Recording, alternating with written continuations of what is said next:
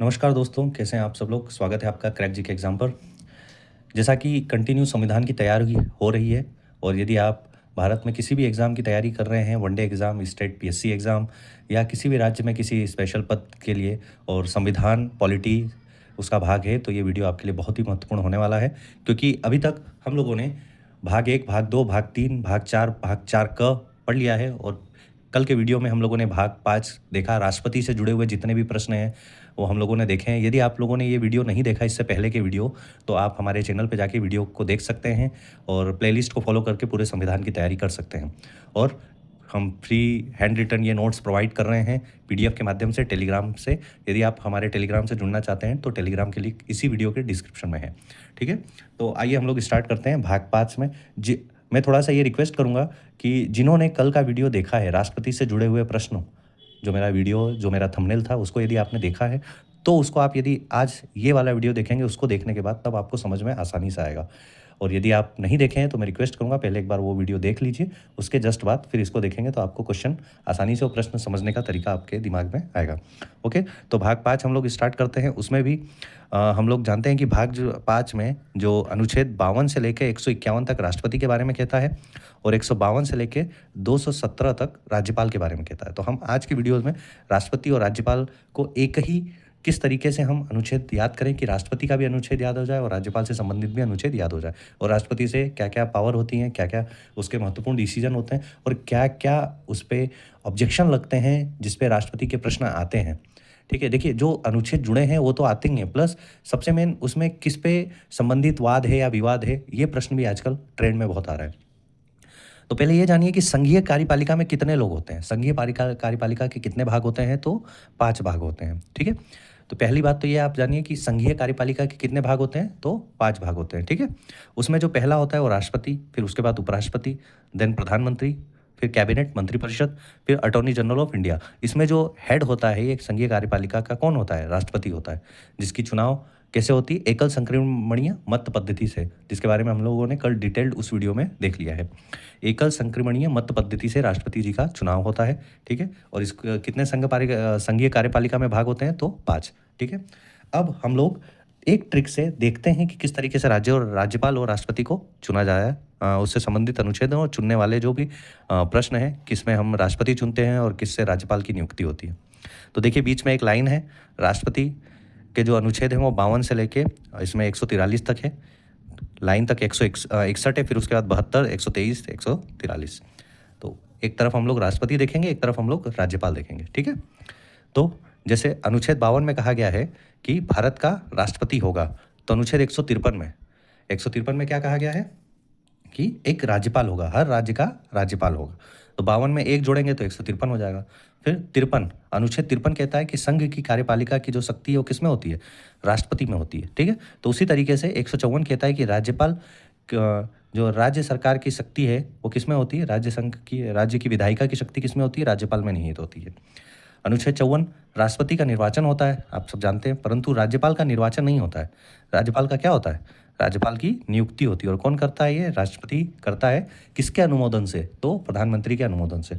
और ये कब तक रहते हैं, राष्ट्रपति के प्रसाद पर्यंत पे, क्योंकि अब इनकी नियुक्ति होती है तो इसकी कोई रीति नहीं है, इसलिए यहाँ पे ये अनुच्छेद कट गया है 55, और इधर कुछ नहीं है। तो अनुच्छेद 55 जो राष्ट्रपति से जुड़ा है उसमें क्या है, राष्ट्रपति की निर्वाचन की रीति, कि किस रीति से निर्वाचन होगा, क्योंकि इनकी नियुक्ति होती है तो रीति नहीं है। अब यहाँ पर 56 राष्ट्रपति की पदावधि बताता है और 156 राज्यपाल की पदावधि बताता है। फिर यहाँ पे 57 नहीं है, क्यों, क्योंकि राज्यपाल की नियुक्ति होती है तो इनकी पुनर्नियुक्ति हो भी सकती है और नहीं भी हो सकती है। तो यहाँ पर 57 राष्ट्रपति के पुनर्निर्वाचन की पात्रता। ठीक है, ये अनुच्छेद 57 बताता है। अब अनुच्छेद 58, राष्ट्रपति बनने की अर्हता, क्या क्या अर्हता एलिजिबिलिटी है प्रेसिडेंट बनने की, तो 58 में है। अब यहाँ पर एक कम हो जाएगा 157, तो ये राज्यपाल बनने की अर्हताएं बताता है। 59, राष्ट्रपति पद की शर्तें, क्या क्या शर्तें हैं, ये अनुच्छेद 59 बताता है। अनुच्छेद 158 में क्या बताता है, तो राज्यपाल बनने की क्या शर्तें हैं, वो 158 में। अनुच्छेद 60, राष्ट्रपति की शपथ, जो राष्ट्रपति के शपथ और प्रतिज्ञान के बारे में अनुच्छेद 60 बताता है। तो अनुच्छेद 159, राज्यपाल की बनने की, जो राज्यपाल की शपथ और प्रतिज्ञान के बारे में अनुच्छेद 59 बताता है, 159। ठीक है, अनुच्छेद 61, राष्ट्रपति पे महाभियोग लगाया जाएगा, क्योंकि ये चुन के आ रहे हैं तो इनको फिर हटाने की एक प्रक्रिया होगी। तो महाभियोग चलाने की प्रक्रिया क्या है, अनुच्छेद 61 में है। अब यहाँ पर इनकी नियुक्ति होती है तो इनको हटाया कभी भी जा सकता है, ये राष्ट्रपति के प्रसाद पर्यंत रहते हैं, तो इसलिए इनकी कोई महाभियोग की प्रक्रिया नहीं है, इसलिए ये अनुच्छेद नहीं है। ठीक है। अब जो मोस्ट इंपॉर्टेंट रहता है कि राष्ट्रपति के पास क्षमादान की शक्ति होती है अनुच्छेद 72 के तहत। अनुच्छेद 72 के तहत राष्ट्रपति क्षमादान की शक्ति है। उसी तरीके से 161 में राज्यपाल को भी क्षमादान की शक्ति है। ठीक है। अब अनुच्छेद 123 में अध्यादेश जारी करना है। अब देखो अनुच्छेद 123 कहाँ से आ गया, तो भाग 5 किसके बारे में बताता है, 52 से 151, तो 151 के अंतर्गत ही 123 आता है ना। तो 123 में अध्यादेश जारी करने की शक्ति है राष्ट्रपति के पास। भारत में कोई भी नीति बन रहा है, कोई भी विधि नियम बन रहा है, अधिनियम बन रहा है, तो अध्यादेश जारी होता है लास्ट में किसके द्वारा, राष्ट्रपति के द्वारा। अब ये देखिए 123 इधर 213, संख्याएं वही हैं, बस संख्या आगे पीछे हो गई है। तो राज्यपाल के पास भी अध्यादेश जारी करने की शक्ति है, मगर राज्य में। तो ये कौन से अनुच्छेद में, 213 में। और 143 सुप्रीम कोर्ट से सलाह लेने की शक्ति है। तो सुप्रीम कोर्ट से राष्ट्रपति सलाह ले सकता है 143 के तहत। तो देखिए आप बहुत ही कम मेहनत में आप दोनों से जुड़े हुए, राज्यपाल और राष्ट्रपति से जुड़े हुए ट्रिकों को आप याद कर सकते हैं, अनुच्छेदों को आप याद कर सकते हैं, सिर्फ एक स्मार्ट वे से। देखिए मेहनत, हार्डवर्क और स्मार्ट वर्क में यही अंतर होता है। हार्डवर्क में आप रटेंगे, लिखेंगे, उसको बार बार लिख लिख के याद करेंगे, और स्मार्ट वर्क में आप उसको पॉइंट आउट करेंगे कि कौन कौन सी चीज़ें किससे लिंक है। हम उसको लिंक करके पढ़ेंगे तो कम समय में हम ज़्यादा उसको लर्न कर पाएंगे। ठीक है। तो इस तरीके से आप इसको याद कर सकते हैं। हो सकता है मेरे लिए तो हेल्पफुल है, हो सकता है आपके लिए भी हेल्पफुल हो, उम्मीद करता हूँ ऐसा। अब आइए हम लोग राष्ट्रपति से जुड़े हुए कुछ और प्रश्न पढ़ते हैं, क्या क्या और इम्पोर्टेंट हो सकता है।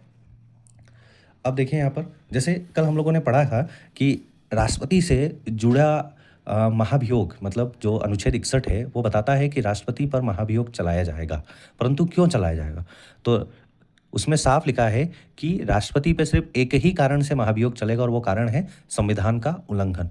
परंतु आपको ये पता होना चाहिए कि संविधान में संविधान के उल्लंघन को परिभाषित नहीं किया गया है। ये प्रश्न आया हुआ है कि संविधान का उल्लंघन मतलब क्या, क्या संविधान के उल्लंघन की कोई परिभाषा संविधान में है, तो ये नहीं है, ये कहीं भी परिभाषित संविधान में नहीं किया गया है। ये बात एकदम आप दिमाग में रखिएगा।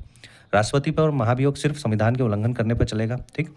मृत्यु की सजा को सिर्फ राष्ट्रपति ही क्षमा कर सकता है, राज्यपाल मृत्यु को छोड़कर क्षमा कर सकता है। जैसे अभी हम लोगों ने क्या देखा कि क्षमादान की शक्ति है राष्ट्रपति में अनुच्छेद 72 के तहत, और राज्यपाल के पास 161 के तहत। तो राष्ट्रपति जो है वो मृत्यु की सजा को वो हटा सकता है, मतलब किसी को यदि डेथ की पेनल्टी लगी है तो उसको जीवन दान दे सकता है, परंतु राज्यपाल नहीं दे सकता है। राज्यपाल सिर्फ उसकी सजा को कम कर सकता है, उसकी सजा के नेचर को चेंज कर सकता है, परंतु राष्ट्रपति क्या है, जीवन दान दे सकता है, उसकी मृत्यु को भी वो माफ़ कर सकता है। ठीक है। तो ये पावर सिर्फ राष्ट्रपति के पास है। ठीक है। अब हम लोग थोड़ा वीटो के बारे में, जिसकी जो ट्रिक मैंने बताई थी QSP, ये वीटो पावर जो है वो राष्ट्रपति के पास है। ठीक है। अब वीटो कितने प्रकार के होते हैं, वो ये है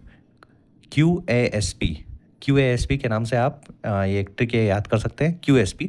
परंतु जो भारत में है वीटो, वो क्या है, वीटो कितने टाइप की होती है पहले इसको देख लीजिए। जो भारत में है वो ASP, आप इसके इस तरीके से भी याद कर सकते हैं, क्योंकि ये पुलिस में एक रैंक होती है ASP, तो आप उससे भी इसको डिफाइन कर सकते हैं। तो इसमें QSP है, Q मतलब क्वालिफाइड वीटो, A मतलब एब्सोल्यूट वीटो, S मतलब सस्पेंसिव वीटो, और P मतलब पॉकेट वीटो। ठीक है।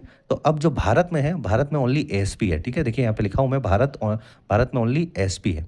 ओके, Q नहीं है। अब Q जो है उसको हम लोग क्या कहते हैं, एब्सोल्यूट वीटो को हम लोग कहते हैं पूर्ण वीटो।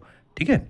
तो अब A मतलब एब्सोल्यूट वीटो, ये पूर्ण वीटो है। अब पूर्ण वीटो जो है यहाँ पर ये 1954 में राजेंद्र प्रसाद ने यूज़ किया। देखिए मैं इसको रेड पेन से लिखा हूँ, क्योंकि ये पूछा जाता है कि जो एब्सोल्यूट वीटो है, पूर्ण वीटो है, इसको किस राष्ट्रपति ने यूज़ किया था। ठीक है। तो एब्सोल्यूट वीटो जो है, पूर्ण वीटो, इसको राजेंद्र प्रसाद जी ने सन 1954 में यूज़ किया था। किस केस में, तो पेप्सू केस में इन्होंने इसका उपयोग किया था। ठीक है। S सस्पेंसिव वीटो है निलंबित वीटो, मतलब आप किसी चीज़ को पुनर्विचार करने हेतु भेज सकते हैं। राष्ट्रपति चाहे तो किसी भी अध्यादेश को वो क्या करता है, पुनर्विचार करने हेतु दोनों सदनों में वो भेज सकता है। किस पावर से, तो सस्पेंसिव वीटो से। ठीक है। और फिर है P को कहते हैं पॉकेट वीटो का जैसे कल मैंने एक ये क्वेश्चन पूछा भी था कि किस राष्ट्रपति ने किस चीज़ के लिए, किस एक्ट के तहत पॉकेट वीटो का यूज़ किया था। तो सन 1986 में ज्ञानी जेल सिंह जी ने, जो हमारे राष्ट्रपति थे, उन्होंने इसका यूज़ किया था। पॉकेट वीटो मतलब किसके बारे में हम कोई डिसीजन ही ना दें, पॉकेट में रख लें। जैसे कोई भी चीज़ मिली फट से पॉकेट में रख लो, अब उसके बारे में क्या है कोई नहीं जानता है। अब वो जब राष्ट्रपति चाहेंगे तभी उसके बारे में कोई डिसीजन लिया जाएगा। तो ये होता है पॉकेट वीटो। और कब यूज़ किया गया? 1986 में जेल सिंह जी द्वारा। किस एक्ट पे? तो पोस्ट ऑफिस एक्ट पे। ठीक है, पोस्ट ऑफिस से जुड़ा हुआ अधिनियम था, उसको उन्होंने पॉकेट वीटो के तहत 1986 में यूज़ किया था। ठीक, और कौन सा नहीं है हमारे पास? Qualified veto. Qualified veto that means योग्य वीटो, ये भारत में यूज़फुल नहीं है। ठीक है, तो आप ये ध्यान सकते हैं कि वीटो कितने टाइप के आते हैं, तो तब आप क्यूएसपी याद करेंगे। और भारत में कौन सा है? तो क्यू नहीं है। अब उसके लिए आप क्यू को हटा सकते हैं। एएसपी जो है ये भारत में, ए मतलब एब्सोल्यूट मतलब पूर्ण वीटो, एस मतलब सस्पेंसिव दैट निलंबित वीटो, और P pocket veto. Pocket veto जो जेल सिंह जी द्वारा यूज हुआ था। ठीक है, अब एक और इंपॉर्टेंट फैक्ट है कि धन विधेयक को राष्ट्रपति पुनर्विचार हेतु भेज नहीं सकते हैं, सिर्फ हाँ या ना कर सकते हैं। तो ये प्रश्न भी आया हुआ है। ठीक है, कि धन विधेयक जो है वो राष्ट्रपति, क्या धन विधेयक राष्ट्रपति पुनर्विचार के लिए भेज सकता है? तो नहीं भेज सकता है, वो सिर्फ हाँ या ना ही कर सकता है। और ये कैसे आता है? जैसे आजकल स्टेटमेंट दे दिया जाता है, उसमें से पूछा जाता है कि कौन सा कथन सही है। तो इस तरीके से ये प्रश्न आते हैं कि क्या धन विधेयक राष्ट्रपति द्वारा पुनर्विचार हेतु भेजा जाता है या नहीं? तो नहीं भेजा जा सकता, वो सिर्फ उसके बारे में क्या कह सकते हैं? हाँ या ना। ठीक है, तो आज के वीडियो में हम लोग इतना ही डिस्कस करते हैं। आने वाली वीडियोस में हम लोग संसद के अंग पढ़ेंगे, जिसमें राष्ट्रपति, लोकसभा और राज्यसभा से हम लोग जानते हैं कि संसद बना है, उसके बारे में हम लोग डिटेल डिस्कस करेंगे। और ये सारे नोट्स मैं आपको प्रोवाइड कर रहा हूँ टेलीग्राम पर, तो आप जुड़े रहें टेलीग्राम से और उसकी तैयारी करते रहें अपने संविधान की और कॉन्स्टिट्यूशन में, ताकि अच्छे से अच्छे अंक लाकर अपने पद को सुनिश्चित करें। तब तक के लिए नमस्कार, जय हिंद,